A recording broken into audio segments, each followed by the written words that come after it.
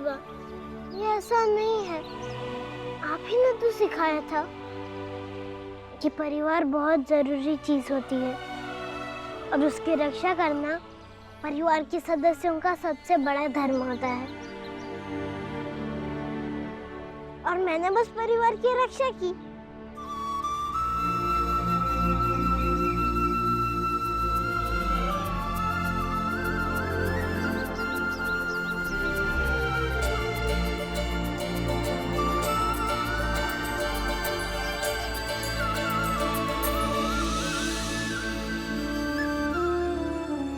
आपकी मदद को शुक्रिया कहकर छोटा नहीं करना चाहता। मैंने कुछ भी नहीं किया है। जो भी किया है वो भीम ने किया है। जब हम यहाँ आ रहे थे तो हमने महाराज और सेठ की बातें सुन ली थी और वहीं से हमें चंपा की सच्चाई पता चली और मैं उसकी मालकिन को लेकर यहाँ आ गई। फिर भी आपने मदद तो की। आपका यह एहसान जीवन भर नहीं भूलूंगा। और भूलना भी नहीं चाहिए। और ये तब हो सकता है जब आप जीजाबाई को अपने जीवन में ले आओ। भैया, जीजाबाई से शादी कर लो, वो जीवन भर आपका साथ देगी। हाँ राम जी, ये वही औरत है जिसके बारे में हम लोगों ने तुमसे शादी के लिए बात की थी। आज इन्होंने तुम्हें समझा भी और इतनी बड़ी मुसीबत से बाहर भी निकाला। मुझे नहीं लगता कि इससे अच्छा अवसर तुम्हें दोबारा कभी मिलेगा। कर लो शादी तो। भैया, कारण चाहे जो भी हो, लेकिन आप शादी के लिए तैयार तो थे ना? तो कर लो शादी। हाँ राम जी भाऊ, कर लो शादी। राम जी, तुम्हें इससे शादी कर लेनी चाहिए। हाँ राम जी, मुझे भी अपने पाप धुलने हैं। मुझे माफ करना। मैं एक गलत लड़की से तुम्हारी शादी करवा रहा था। सब कुछ तैयार है, आज इसी मंडप में शादी कर लेना। शादी आज ही होगी, लेकिन इस मंडप में नहीं। एक नाचने वाली के छोड़े हुए मंडप में नहीं, बल्कि मेरे घर से शादी होगी। और वहीं से विदा होकर ये अपने ससुराल जाएगी, रामजी भाऊ के घर। हाँ, ये भी ठीक रहेगा। तो चलो फटाफट शादी की तैयारी करते हैं। हाँ?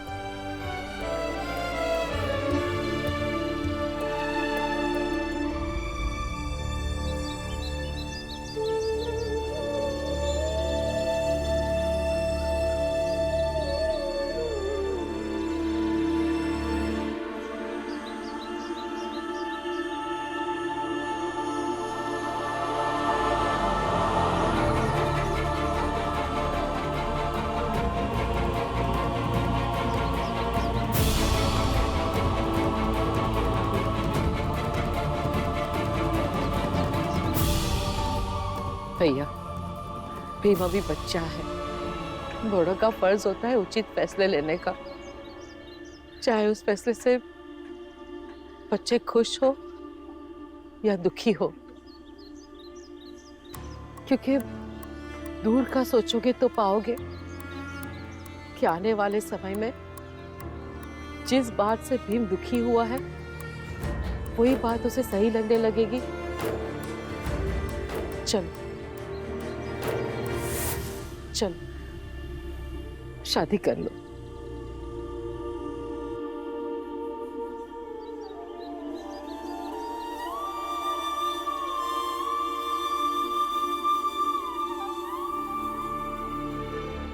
राम जी, ये लो, ये कुर्ता पहनो। हाँ? और वैसे भी ये कुर्ता तो तुमने चंपा बाई से मजबूर होकर पहना था। हाँ? लो, ये पहनो।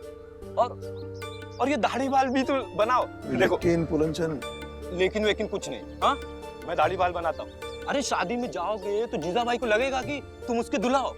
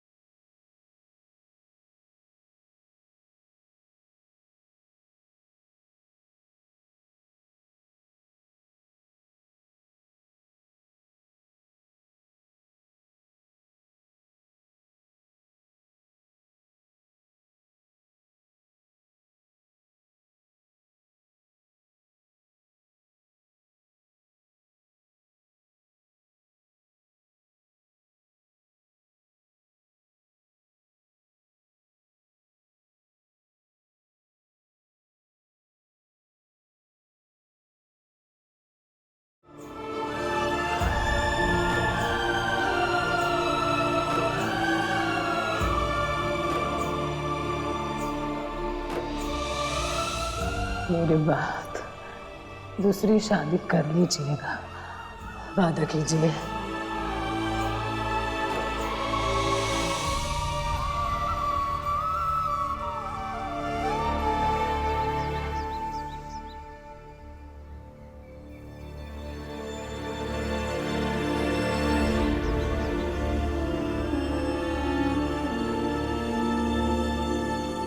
आई,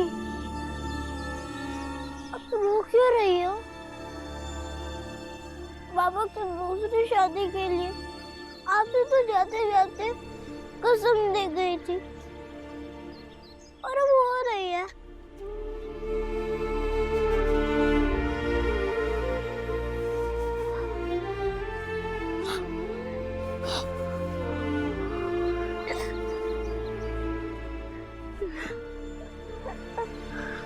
आई, आपने तो व्यक्तिगत पसंद नापसंद से ऊपर की बात समझा रहे थे और अब खुद ही रो रही है।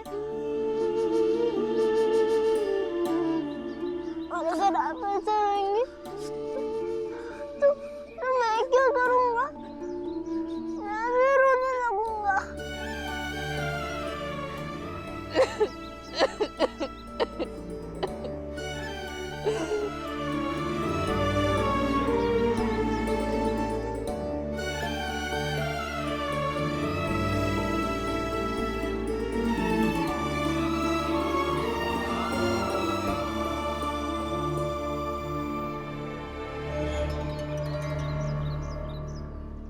हम चाहे कुछ भी कर ले, अंत में जीतता वो पिद्दी ही है।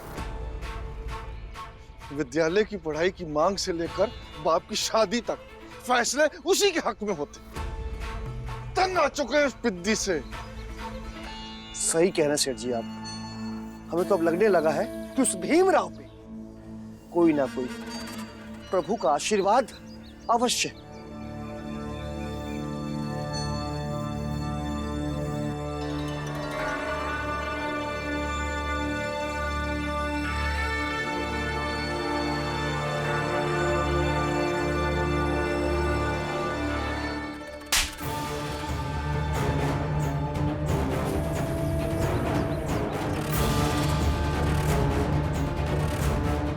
ईश्वर की कृपा कभी उन छोटी जाति के लोगों पर नहीं होती, इसलिए आइंदा कभी ऐसी मनहूस बातें मत करना।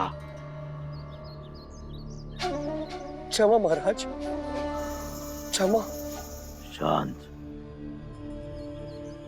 शांत हो जाओ सब लोग। आई और सौतेली आई में फर्क होता है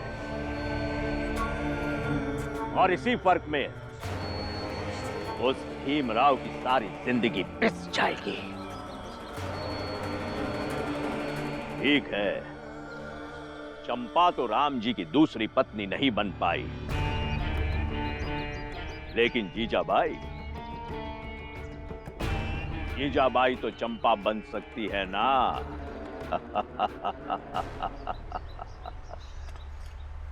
भैया चलो, घर चलो। हाँ चलो सब घर चलते हैं। नहीं, हम भीम को लिए बिना घर नहीं जाएंगे। अभी हम भीम को कहाँ ढूंढेंगे? वो चाहे जहां भी हो। सही कह रहे हैं आप, मैं भी आपके साथ चलूंगी।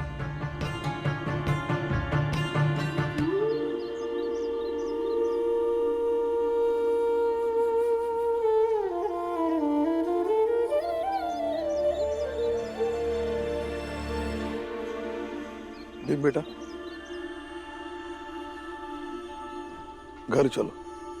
नहीं बाबा, आप जाइए, मैं आ जाऊंगा। तुम्हारे बिना हम घर नहीं जाएंगे। मुझे अकेला छोड़ दीजिए बाबा।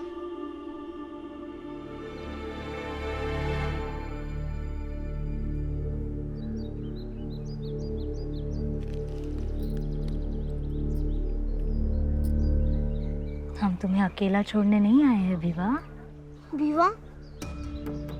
विवा सिर्फ मुझे मेरी आई कहती थी, आप नहीं कहेंगी? और मुझे नहीं जाना घर। भीम, ठीक है, नहीं कहूंगी भीवा, लेकिन बेटे तो हो ना हमारे, इस नाते तुम्हें अकेला नहीं छोड़ सकते यहाँ। भीम बेटा, सबकी चिंता जायज है। घर चलो बेटा। बाबा, आपसे अकेले में कुछ बात करनी है।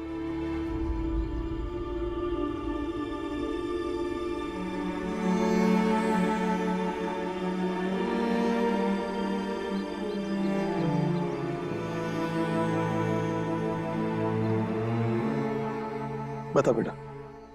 या नहीं?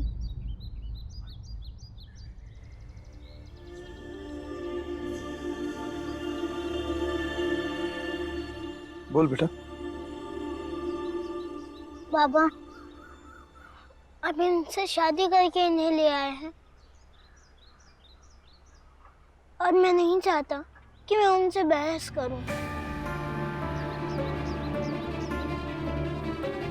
इसलिए आप उन्हें घर ले जाइए। मेरे अंदर का जो दुख है वो शांत हो जाएगा तो मैं खुद ही लौट कर आ जाऊंगा।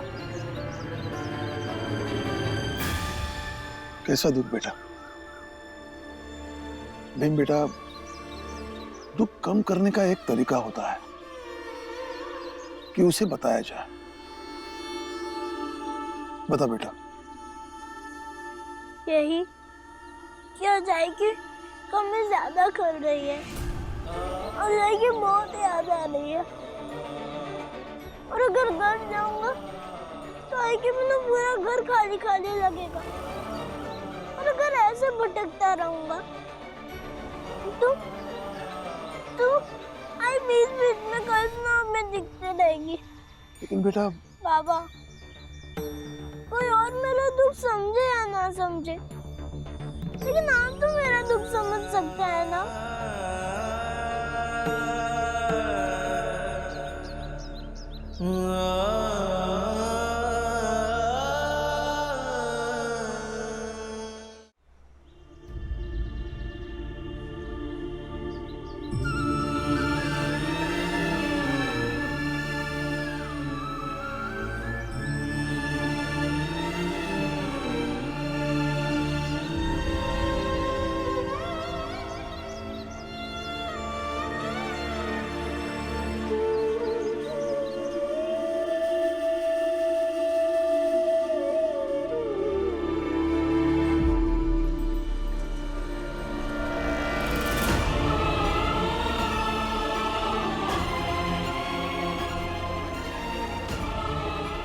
सब लोग घर चलते हैं। लेकिन भीम रात भर कहाँ रहेगा?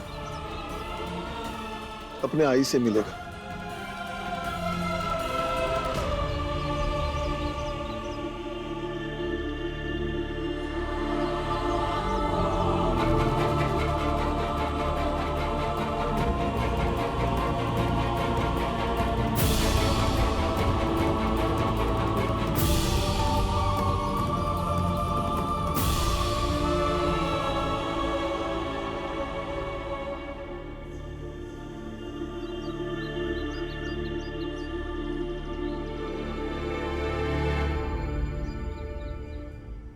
क्या हुआ?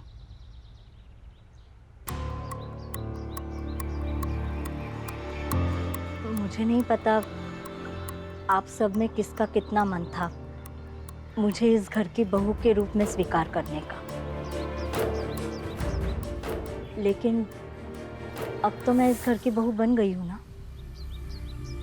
इस नाते मेरा हक बनता है कि मैं भी इस घर में वैसे ही आऊँ जैसे बाकी की बहुएं अपने ससुराल जाती है पहली बार। नहीं, मैं समझा नहीं। दीदी, आपको तो पता होगा ना कि अपने भाई की पत्नी को पहली बार घर में ऐसे नहीं लाया जाता। हाँ ताई,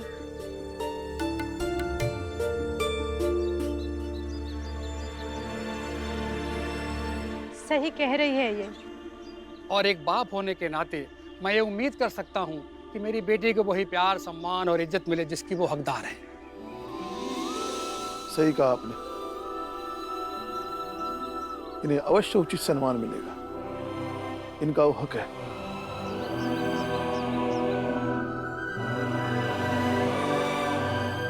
मीरा,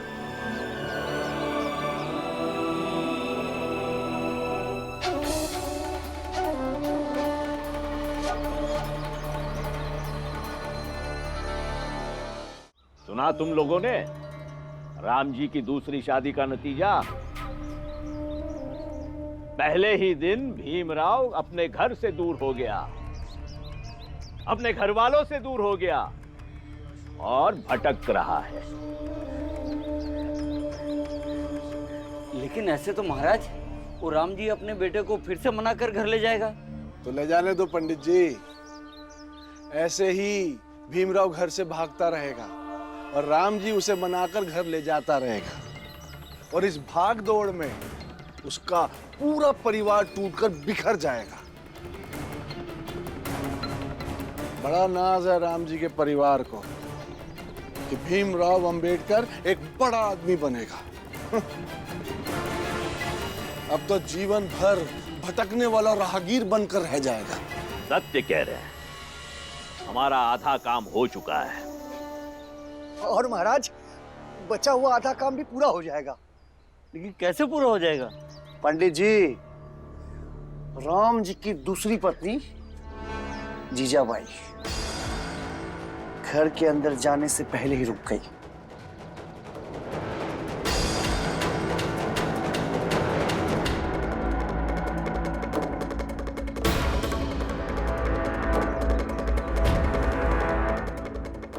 और बचा चार आने का काम जीजाबाई की वो रिश्तेदार पूरा करेगी जो उसे लेकर आई थी। कल उसे हमारे पास लेकर आओ। जो आज्ञा महाराज। इसका मतलब महाराज जीजाबाई का स्वागत उसी विधान से हो रहा है जैसे हमारे यहाँ होता है। सिर्फ जीजाबाई का नहीं, बल्कि राम जी की दूसरी पत्नी का, भीमराव की सौतेली आई का।